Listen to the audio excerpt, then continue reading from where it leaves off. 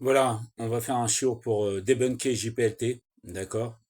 Voilà, cette personne-là, il se vante d'être converti et dans la meilleure conversion la plus difficile à Marseille, et il se permet aujourd'hui de se prendre pour je sais pas qui et de critiquer le peuple juif et de traiter d'idolâtres les personnes, etc. Hein, de dire que le 7 octobre, c'est à cause des juifs qu'il y a le 7 octobre. De quel droit on parle comme ça? Et Yohannavi lui-même, il a mal parlé, si on peut dire, des juifs, et à cause de ça, il doit revenir pour toutes les Brit Milot. Moshe lui-même, il a dit, ils vont pas m'écouter. Dieu, il a dit, mets ta main dans ton vêtement, enlève-la. Il y avait de la neige, ça faisait référence à la Shonara, le fait de dire des mauvaises choses. De quel droit on parle mal des juifs? On parle jamais mal des juifs. Ça, c'est impossible. Et déjà, d'une part.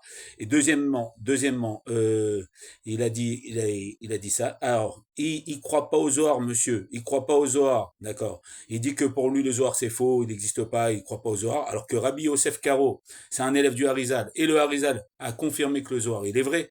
Et que le Gaon de Vilna a étudié le Harizal, qui confirme qu'il est vrai. Baba Saleh, tous les tzadikim, que ça soit tous les tzadikim de la Chassidou, de tous les niveaux de tzadikim, Rabbi Nachman, les Rebim Chabad, les autres tzadikim, Rabbi Levi Israq de Berdishov, etc. Tous les tzadikim, le Magui de Mezrich, etc., le Bachem Tov, etc., confirment que le Zohar, il est vrai.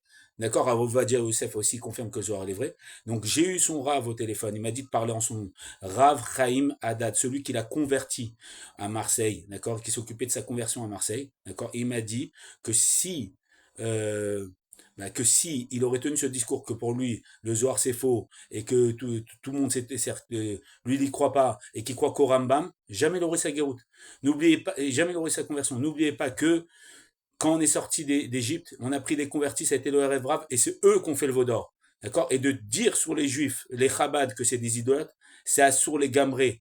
D'accord. Son Rav, il m'a dit, celui qui s'est occupé de sa conversion, il m'a dit qu'il devrait avoir un Rav, comme la Torah le dit. Asel et Rav, fais-toi un Rav. Un Rav digne de ce nom, qui va lui expliquer comment se comporter. Il se prend pour qui, celui-là? Et il dit que tous les tzadikim sont trompés, que lui, il a raison.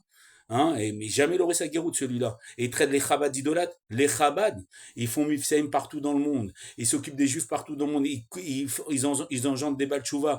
Ils engendrent que les Juifs fassent des misvot. Ils rapprochent les Juifs du peuple de leur père qui est à Kadosh Baruch Hu. Ils impactent le monde. Ils font amuser. Ils allument des Hanouka à la Maison Blanche, à l'Élysée, partout dans le monde. Ils impactent le monde. Les Mifsaïm partout dans le monde. Ils poussent le peuple juif à faire tchouva. De quel droit on les traite d'idolâtres? Quelle honte, quelle honte. Voilà, c'est un cours pour le remettre à sa place. Il n'a plus le droit de parler, il n'a plus le droit de dire un mot, celui-là. D'accord, qu'il a un rave et qu'il fasse tchouva.